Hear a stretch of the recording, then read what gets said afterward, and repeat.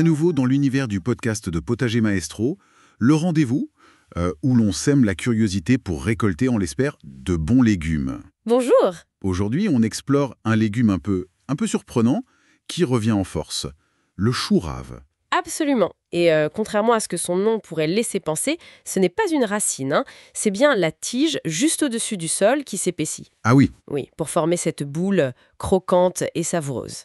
Un légume qui intrigue, c'est vrai, et qui séduit de plus en plus. notre mission aujourd'hui, c'est donc de vous accompagner pour réussir sa culture, depuis le semis jusqu'à l'assiette. Tout à fait. Alors, partons à la découverte de ce Brassica oleracea gangylodes. C'est son petit nom savant. Qu'est-ce qu'il a de si spécial? Alors, sa particularité, c'est cette fameuse rave. Cette tige renflée qui fait entre 6 et 20 cm à peu près. Elle peut être vert pâle, presque blanc, ou alors d'un beau violet. D'accord. Et côté nutrition? Il est peu calorique, mais par contre, il est assez généreux en vitamine C, en B3 aussi, en fibres, potassium. C'est intéressant. Et le goût? On m'a dit que c'était assez fin. C'est exact. Cru, on est sur des notes un peu de noisette, de radis doux. Certains trouvent même un petit goût de châtaigne. Ah oui, Oui. Et cuit, sa saveur s'adoucit. Ça rappelle un peu le navet, mais en plus délicat, ou un chou très doux. d'accord. Et chose intéressante aussi, les feuilles. Les grandes feuilles un peu bleutées, elles sont excellentes aussi. On peut les cuisiner. Ah bon, les feuilles aussi? Ça, c'est une bonne nouvelle, on ne jette rien alors? Presque. Un peu comme des épinards en fait. D'accord. Mais alors, pourquoi choisir de cultiver le chou rave plutôt qu'un autre chou, par exemple? Il a plusieurs avantages. Déjà, sa culture est souvent plus simple, moins exigeante que beaucoup d'autres choux. D'accord. Il est aussi assez résistant aux maladies, aux nuisibles habituels des choux. Et puis il pousse vite. On récolte environ 2 à 3 mois après le semis. Disons 75 jours en moyenne. Ah oui, c'est rapide. Donc facile et rapide. Et on peut étaler les récoltes. Tout à fait. On peut semer de mars jusqu'à mi-juillet. Donc ça permet d'échelonner, d'avoir des choux raves frais sur une bonne partie de la saison. Et le climat? Il préfère quoi? Il aime bien la fraîcheur et un sol qui reste humide. Il est même rustique. Il tolère des petites gelées, jusqu'à -5 degrés Celsius. Ah oui, quand même. Oui, mais attention, un froid trop vif ou trop long, ça peut le faire monter à graines un peu trop tôt. D'accord. C'est un légume qui a une longue histoire, je crois. Oui, on le connaissait déjà chez les Romains. Il a eu ses heures de gloire, puis un peu délaissé, et là, il revient bien. Bon, alors si on est tenté, est-ce qu'il y a des variétés à conseiller? Oui, il y a du choix. Pour les débutants ou pour une récolte rapide, le blanc hâtif de Vienne, c'est un grand classique, très Ah. tendre. D'accord. Si on veut du volume, alors là, il y a Super Schmelz. C'est incroyable. Des raves qui peuvent faire 3-4 kilos. 3 ou 4 kilos? Oui, voire plus. Et qui restent fondantes, c'est ça qui est étonnant. Super fondant d'ailleurs, c'est un peu ça que veut dire son nom. Impressionnant. Et côté violet, on a Azur Star qui est précoce, résistant, ou Blaro Violet, très bon aussi. Bon, alors concrètement, comment on démarre les semis? Alors, on sème de mars à mi-juillet.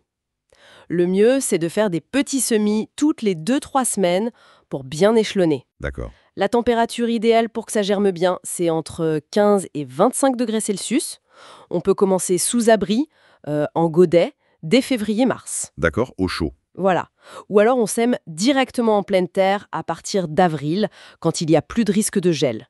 Dans des petits sillons, 1-2 cm de profondeur, pas plus.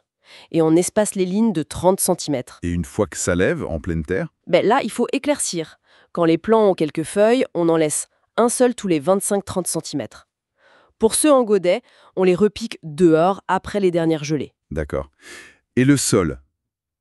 Il a des exigences particulières. J'ai entendu dire que les choux sont parfois un peu difficiles. Le chou rave, il aime un sol riche, en humus, qui reste frais, profond et surtout bien drainé. Un apport de compost à l'automne avant la plantation, c'est parfait. Ok. Mais le point crucial vraiment, c'est d'éviter les sols trop calcaires. Ah, pourquoi? Parce que ça favorise l'hernie du chou.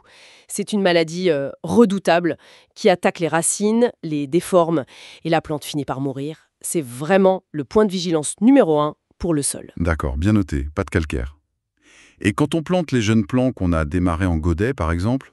Alors, on respecte l'espacement, 30 cm en tous sens, un peu plus pour le géant Super Schmelz, plutôt 40-50 cm. Ok. Et on plante jusqu'aux premières vraies feuilles. Et attention, le point très important, il ne faut surtout pas enterrer la base de la tige. C'est là juste au-dessus du sol que la rave va se former.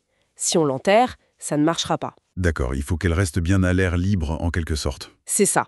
Pour l'exposition, plutôt au soleil au nord de la Loire et à mi-ombre si on est plus au sud. Et une fois qu'il est en place, est-ce qu'il demande beaucoup d'entretien? Pas énormément, non. Mais il y a un point qui est vraiment essentiel, c'est l'arrosage. Ah. Oui, il doit être très régulier. Il faut maintenir le sol frais constamment si possible. C'est le secret pour avoir une rave qui soit tendre et pas fibreuse. D'accord. Un manque d'eau et elle devient dure. Exactement. Même un manque temporaire, ça peut suffire à la rendre filandreuse. Après, bon, un peu de binage au début pour enlever les herbes concurrentes. Oui? Puis un bon paillage, 5 à 8 cm, ça aide énormément. Ça garde l'humidité, ça limite les herbes, ça protège un peu le sol. L'arrosage régulier et le paillage, donc. Message reçu. Quand est-ce qu'on sait qu'il est bon à récolter? Alors, la récolte, ça s'étale de juin à novembre, selon la date de semis, bien sûr. Oui. Le moment idéal, c'est quand la rave atteint 5 à 8 cm de diamètre. La taille d'un bel œuf ou d'une petite orange, quoi. D'accord. Il ne faut pas attendre plus. Non, surtout pas.